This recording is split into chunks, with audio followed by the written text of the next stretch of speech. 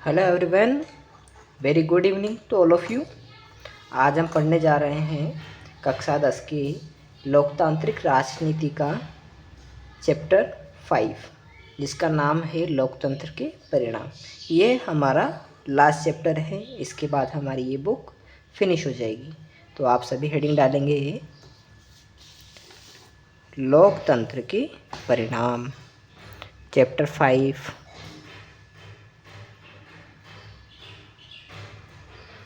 लोकतंत्र के परिणाम।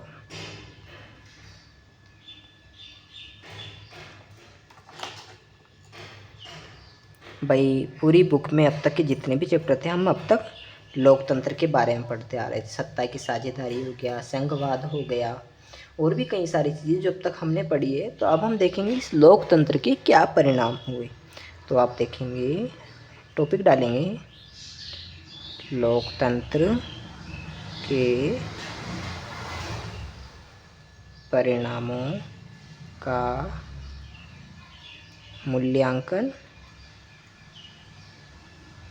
कैसे करें। पहले तो आप तरीके जानिए कि हम किस तरीके से लोकतंत्र के परिणामों का मूल्यांकन कर सकते हैं। तो आप पाएंगे कि लोकतंत्र सरकार का सबसे बेहतर रूप है। ओके, क्यों है बेहतर रूप? क्योंकि इसमें नागरिकों की समानता सुनिश्चित की जाती है। मतलब किसी से हम जाति, धर्म, लिंग के आधार पर भेदभाव नहीं कर सकते। आगे है व्यक्ति की गरिमा को बढ़ाने का प्रयास करता है।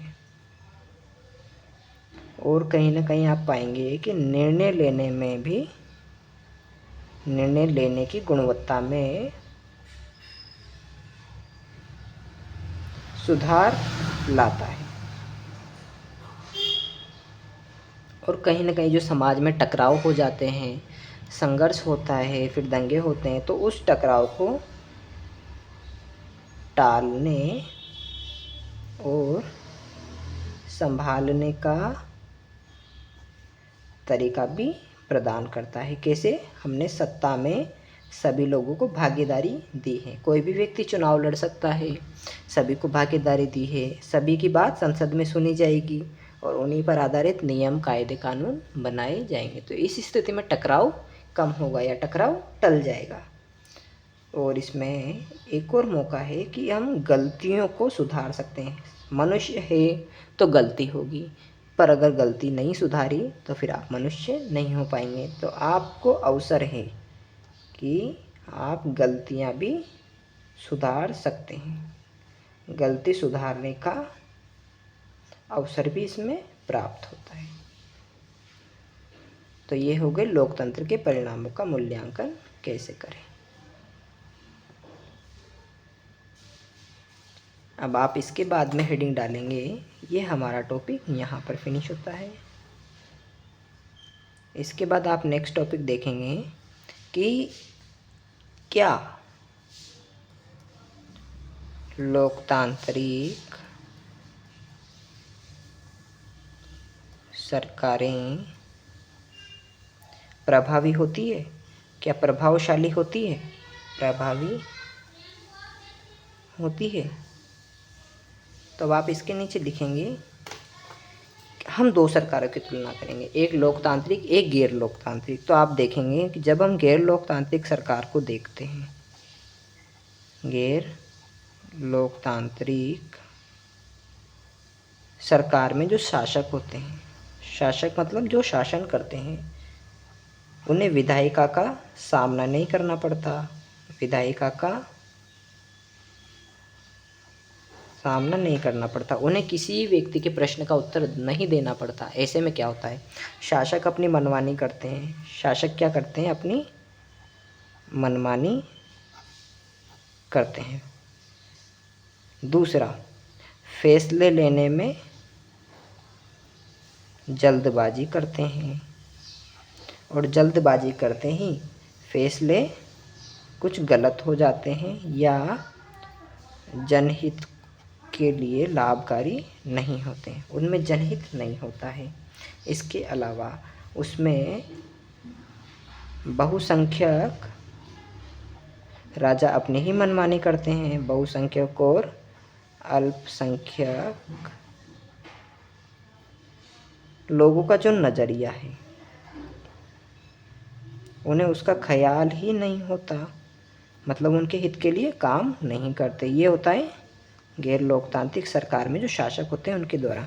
लेकिन एक लोकतांत्रिक सरकार में क्या होता है, जो नेता होता है वो जनता द्वारा चुना हुआ होता है। नेता को जनता के अनुसार या जनता के हित के लिए ही काम करना पड़ता है। लोकतांत्रिक सरकार में क्या होता है, जो फैसले और निर्णय लेने में जो फैसले और हम निर्णय लेते हैं उनमें जो समय है वो ज़्यादा लगता है। अब समय ज़्यादा दिया है तो उसमें हमने प्रक्रियाओं का पूर्ण रूप से पालन, प्रक्रियाओं का पूर्ण पालन होता है। और फैसले कैसे होते हैं, फैसले जनता के लिए लाभदायक होते हैं। निर्णय या फैसले अधिक प्रभावी होते हैं, अधिक प्रभावी होते हैं और जनता के लिए हितकारी होते हैं। ओके, यहाँ तक आप इसे लिख लेंगे।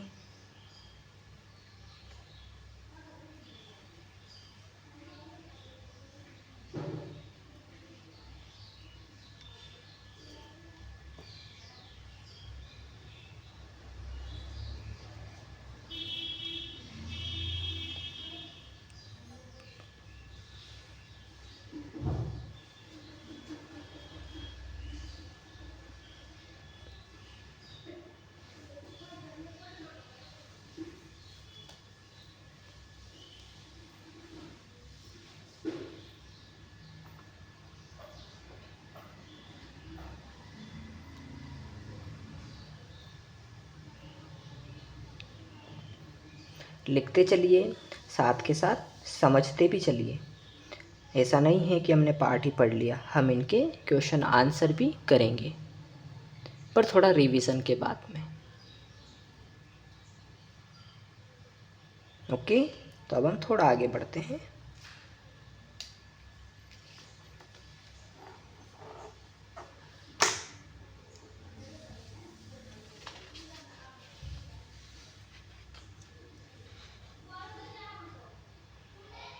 अब आप अगला टॉपिक डालेंगे लोकतांत्रिक सरकार के बारे में।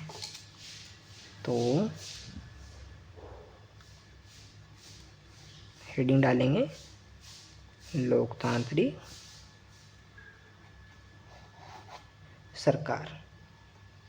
तो लोकतांत्रिक सरकार उत्तरदायी सरकार होती है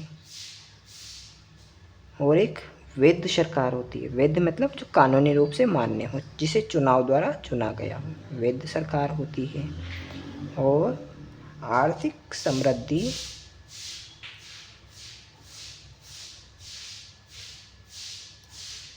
और विकास भी ज़्यादा होता है। तो सबसे पहले आप देखिए कि लोकतांत्रिक सरकार उत्तरदायी कैसे होती है। तो उत्तरदायी में ऐसे कि जो शासन के विभिन्न स्तर हैं, विभिन्न स्तर जनता के प्रति उत्तरदायी होते हैं। उन्हें उत्तर देना पड़ता है कि उन्होंने ऐसा क्यों किया, कैसे देते हैं उत्तर। और जब उत्तर देते हैं तो इसे हम पारदर्शिता कहते हैं। एक पारदर्शिता सुनिश्चित होती है। आप चाहो तो RTI लगाकर, राइट टू इन्फॉर्मेशन से आप कोई सी भी जानकारी मांग सकते हैं जो देश की सुरक्षा के संबंध में न हो। कोई गोपनीय जानकारी नहीं होनी चाहिए। ओके, बाकी आप कोई सी भी जानकारी RTI मतलब राइट टू इन्फॉर्मेशन, सूचना का अधिकार के तहत मांग सकते हैं सरकार से। इसके बाद हम देखेंगे एक वैध सरकार होती है। तो देखते हैं कि जो लोकतांत्रिक सरकार होती है वह नियमित सरकार होती है, स्वतंत्र और निष्पक्ष चुनाव प्रत्येक 5 वर्ष पर कंडक्ट किए जाते हैं, संचालित किए जाते हैं। इसके अलावा जो प्रमुख नीतियाँ होती हैं, आपने देखा होगा टीवी पे संसद की बहस चलती है, उसमें नीतियाँ नियम बनाए जाते हैं, तो एक खुली चर्चा होती है एवं कानूनों पर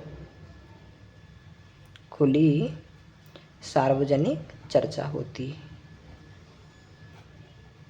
चाहे तो जनता अपनी राय भी दे सकती है और कानून बनाने के लिए कानून की उचित प्रक्रिया का पालन किया जाता है।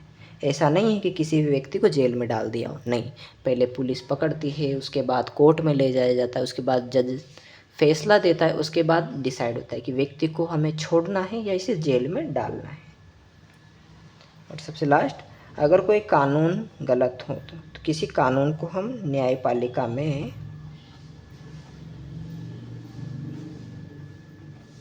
चुनौती भी दे सकते हैं। ओके, अब आगे देखेंगे आर्थिक विकास। देखो शुरुआती दौर में क्या हुआ था, 1950 से 2000 तक के बीच जो तानाशाही वाले देश थे, तानाशाही मतलब जहाँ एक ही व्यक्ति शासन करता हो, जहाँ चुनाव न हो, तानाशाही देशों की जो आर्थिक विकास था वो थोड़ी तेज़ी से हुआ, आर्थिक विकास थोड़ी तेज़ गति से हुआ। परंतु आर्थिक विकास के विभिन्न कारक होते हैं, आर्थिक विकास भी विभिन्न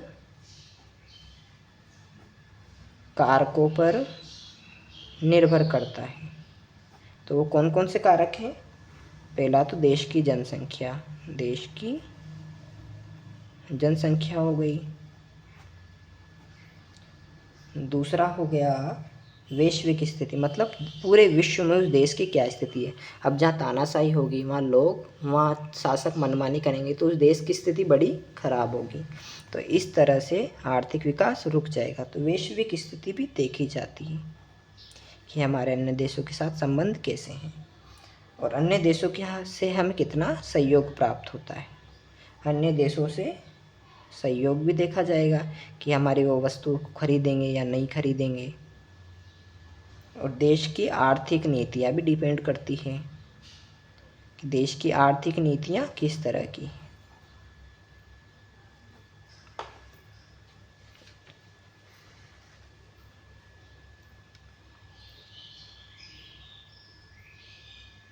तो आप इसे लिख लेंगे आराम से।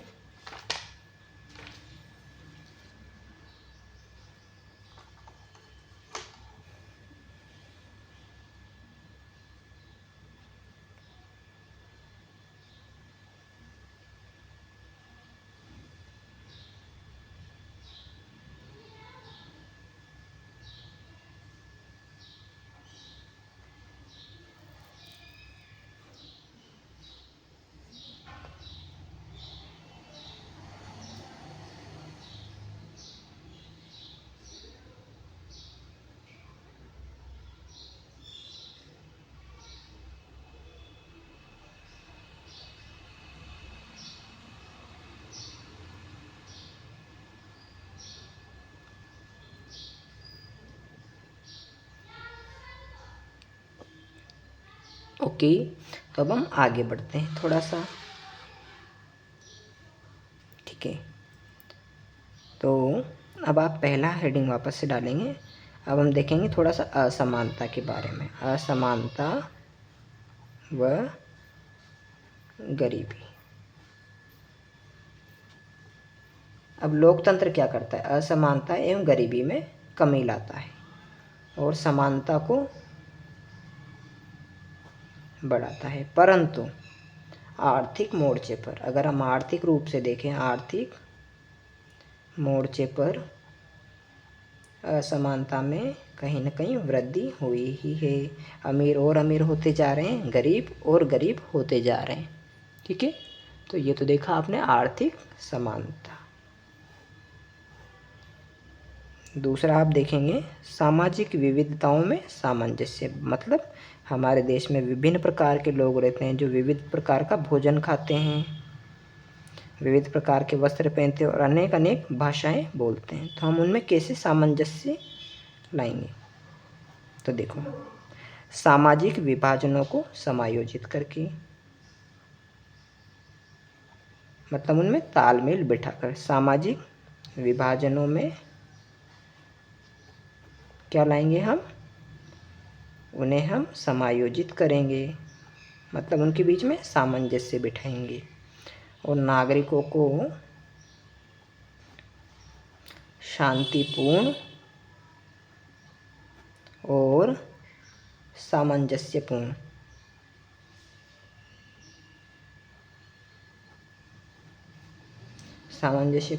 जीवन जीने में मदद करेंगे। तीसरी हेडिंग डालेंगे आप, लोकतंत्र की जांच परख। लोकतंत्र की जो जांच परख है, जांच परख और परीक्षा वो लगातार चलती रहती है जनता के माध्यम से और सरकार के विभिन्न स्तरों के माध्यम। इस तरह से लोकतंत्र हमेशा बेहतर लक्ष्य की ओर अग्रसर रहता है। और लोकतंत्र में लोग हमेशा अधिक से अधिक सुविधाओं की मांग करते हैं, अधिक सुविधाओं की मांग करते हैं।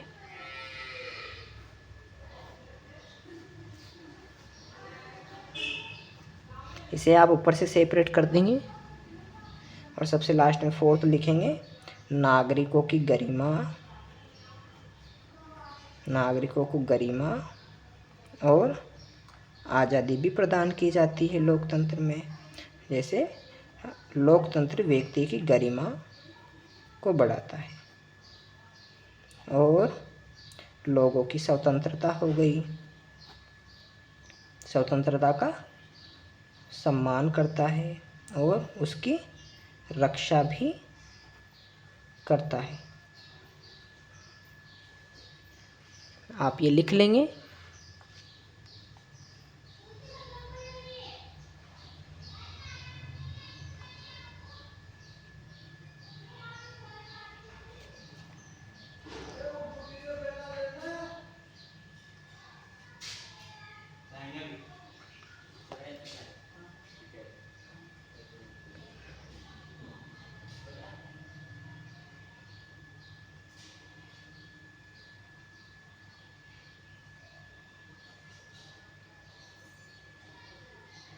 ओके, तो अब हमें लास्ट लाइन लिखनी है, तो आप सभी इसकी लास्ट लाइन लिख लेंगे। पेज पलटता हूँ मैं, आप लास्ट लाइन लिखेंगे। ओके,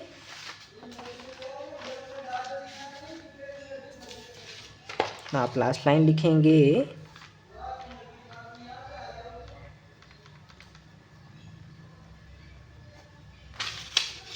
लोकतंत्र केवल सरकार का एक रूप नहीं बल्कि एक सतत प्रक्रिया है जो समानता, स्वतंत्रता, न्याय और बंधुता पर आधारित समाज का निर्माण करती है। तो इस जगह जाकर आपका चैप्टर फिनिश होता है। ओके, आप ये लाइन लिख लेंगे और सबसे लास्ट में अब आप मुझे बताएंगे एक छोटा सा क्वेश्चन, जो संविधान है, संविधान सभा के अध्यक्ष कौन थे? इस क्वेश्चन का आंसर आप मुझे देंगे। कमेंट बॉक्स में इसका आंसर ज़रूर लिखें। ओके, तो thank you everyone, have a nice day to all of you. आज के लिए यहीं तक और आपकी ये बुक फिनिश होती है। ओके।